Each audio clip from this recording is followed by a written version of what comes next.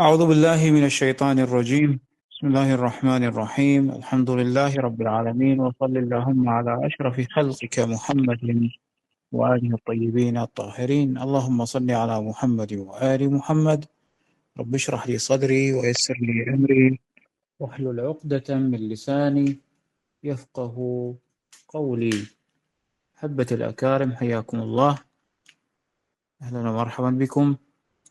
الكلام إن شاء الله تعالى في مصادر الأفعال الثلاثية.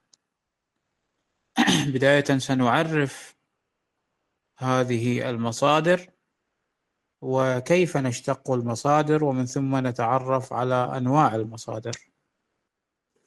نتكلم عن هذه المواضيع إن شاء الله خلال هذه الدقائق إن سمح لنا الوقت. طيب، بداية، ما هو المصدر؟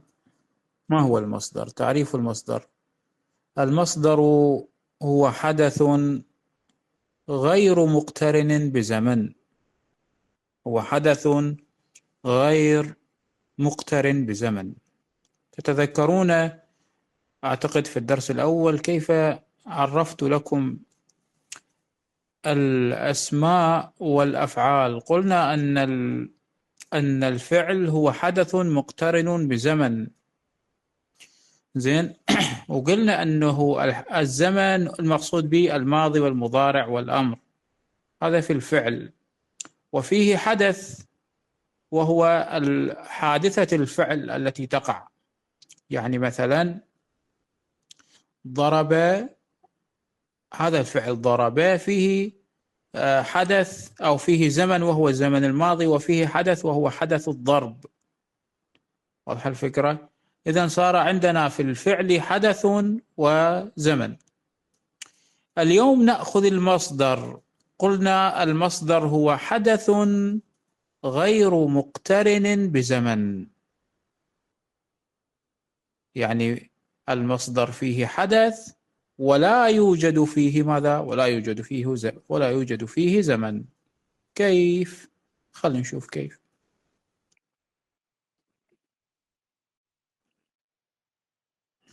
ناخذ مثلا ضرب، نريد ناخذ من عنده مصدر. هذا ضرب فعل فيه حدث وزمن، اريد اخذ من عنده مصدر، اقول ضربا.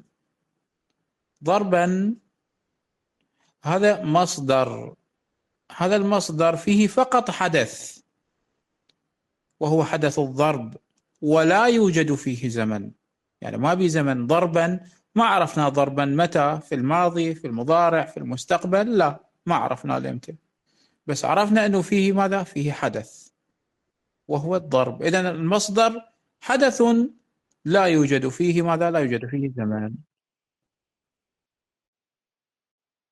ان شاء الله الفكرة وضحت. سؤال آخر يطرح: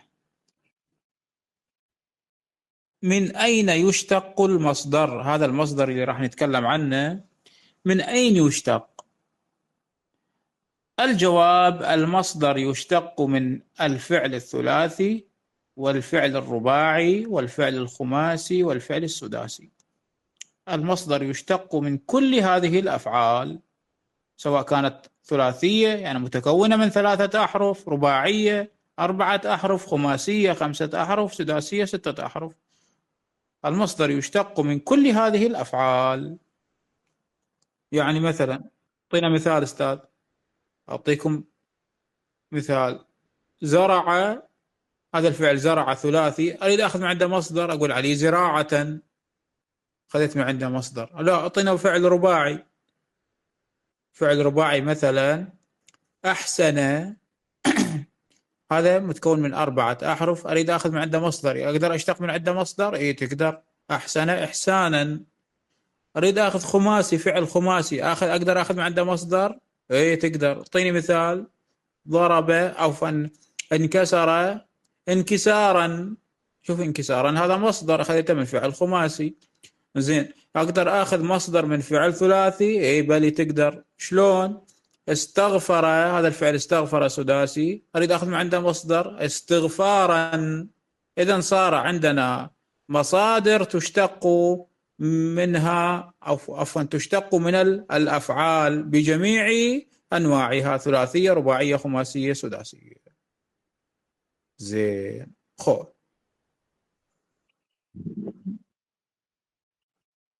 نأتي اليوم، هذا كله مقدمة لأننا سنتكلم هذا اليوم عن المصادر الثلاثية، المصادر الأفعال الثلاثية فقط. اليوم راح ناخذ المصادر الأفعال الثلاثية، يعني فقط الفعل الثلاثي. كيف نشتق؟ السؤال الرئيسي: كيف نشتق مصدرا من الفعل الثلاثي؟ أما الأفعال الرباعية الخماسية السداسية الدرس الجاي إن شاء الله ناخذها. اليوم راح ناخذ فقط مصادر الأفعال الثلاثية. ركزوا لي، فقط الفعل المتكون من 3 أحرف. كيف نشتق منه مصدرا؟ شلون راح نشتق مصدر من فعل ثلاثي؟ هذا اللي راح نتكلم عنه اليوم. ركزوا لي يلا. يقول يشتق المصدر الثلاثي من الأفعال الثلاثية، فقط الفعل المتكون من 3 أحرف نشتق منه مصدرا. طيب، مصادر الأفعال الثلاثية، هذه المصادر المشتقة من الأفعال الثلاثية تتكون من قسمين. عندنا مصادر سماعية وعندنا مصادر قياسية. يعني شنو مصادر قياسية وشنو مصادر سماعية؟ حتى راح نشوف.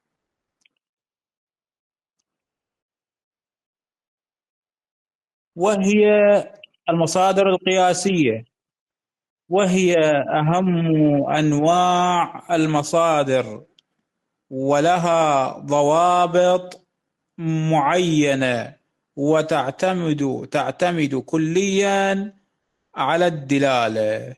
هاي المصادر القياسية. شلون؟ اشرح لي التعريف. يقولنا المصادر القياسية هي أهم أنواع المصادر، تتكرر دائما في الامتحانات الوزارية، وتأتي ضمن ضوابط معينة. هذه هي المصادر القياسية، لها ضوابط معينة ولها دلالة معينة. شنو المقصود بالدلالة؟ المقصود بالدلالة المعنى. يعني هاي المصادر القياسية لها دلالة، لها معنى خاص، ولها ضوابط معينة. يعني كون نعرف الضوابط، وكون نعرف شنو، كون نعرف الدلالات. تركزون وياي، خليكم وياي. زين،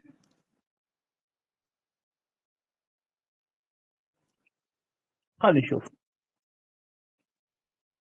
هسه راح ناخذ المصادر القياسية. ركزوا لي، قلنا لها دلالة معينة، لها معنى معين، ولها ماذا؟ ضوابط معينة. ركزوا لي. النقطة الأولى، المصدر الأول، الدلالة الأولى للمصدر.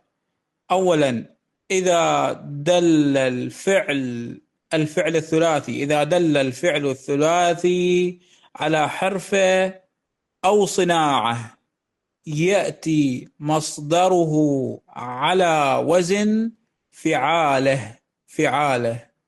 إذا دل الفعل على حرفه أو صناعة يأتي المصدر على وزن فعاله. شلون يعني حرفه أو صناعة؟ زرع، هاي شنو؟ صناعة أو حرفة. زرع، شو نقول؟ زراعة، على وزن فعالة. لاحظوا، زرع زراعة. زين. صنع، شنو مصدرها؟ صناعة. ثانيا، إذا دل الفعل على لون وكان صحيحا، إذا دل الفعل على لون وكان صحيحا يأتي مصدره على فعلة. لاحظوا، زرق على وزن فعلة زرقة. تلاحظون زرق زرقة، حمر حمرة. زين. عندنا ثالثا إذا دل الفعل على ماذا؟ إذا دل الفعل على حركة أو اضطراب. إذا دل الفعل على حركة أو اضطراب يأتي مصدره على فعلان. فعلان. زين. مثل ايش؟ فار فورانا. رابعا الدلالة الرابعة إذا دل الفعل على مرض، أعاذنا الله وإياكم، إذا دل الفعل على مرض يأتي مصدره على فعال. فعالا. إذا دل الفعل على مرض يأتي مصدره على فعالا. زكما شو يصير؟ زكاما. زكاما. الدلالة الخامسة إذا دل الفعل على حلية أو عيب. حلية أو عيب يأتي مصدره على فعلا. فعلا. عندنا فعلا، عفوا فعلا يأتي مصدره على فعلا. يلا عندنا الفعل عرجة. عرجا. أحسنتم. سادسا إذا دل الفعل على صوت يأتي مصدره على فعالا أو فعيلا. زين. عندنا مثلا يدل على صوت عوى. مو عوى، خلينا نشوف الذئب. عوى. عوى الذئب. عوى عواء يأتي مصدره على فعال. شوفوا، إما فعال مثل عواء بكاء، أو فعيل مثل صهيل ضجيج إلى آخره. لاحظتوا الفكرة؟ بوزنين هذا إذا دل الفعل على صوت. سابعا إذا دل الفعل على امتناع. امتناع، واحد يمتنع عن ارتكاب فعل معين. إذا دل الفعل على امتناع يأتي مصدره على فعالا. فعالا.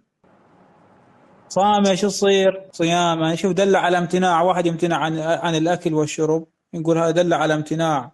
أو أبى إباء، يعني واحد أبى أن يذهب إلى الجهاد، أو أبى أن يذهب إلى ارتكاب فعل محرم مثلا، فشو يصير؟ شو نقول؟ هذا امتنع عن ارتكاب الفعل. إذا دل الفعل على سير يأتي مصدره على فعيل. رحل شو يصير؟ رحيلا. نعم. هذا خلصنا المصادر القياسية. المصادر القياسية قلنا لها معايير معينة، أو لها شو نقول احنا، ضوابط معينة، ولها دلالات معاني معينة. عرفنا المعاني وعرفنا الضوابط، كل واحدة لها قاعدة ولها معنى ولها وزن، كون نحفظ الأوزان. فبالوزاري راح يجيب لك هاي دلالة، مثلا ينطيني فعل على وزن، أو دال على حرف أو صناعة، وينطيني وزن من عنده. تطي الفعل مثلا تجرة، زين، وتنطيه مصدره. شنو المصدر من تجرة؟ تجارة. لا، مرات يجيب لك فعل مثلا فارة، ويقول لك انطينا من عنده مصدر واعطيني الدلالة. فارة نقول عليه فورانا. الدلالة شنو؟ دال على حركة أو اضطراب. زين. ومرات لا، ينطيك هو المصدر نفسه، مثلا زكاما، ويقول لك انطيني من عنده فعل وانطيني الدلالة.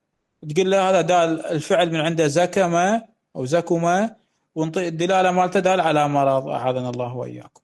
واضحة فكرة أسئلة الوزاري ايش تجي؟ هذا ما يتعلق بالمصادر السماعية أو القياسية.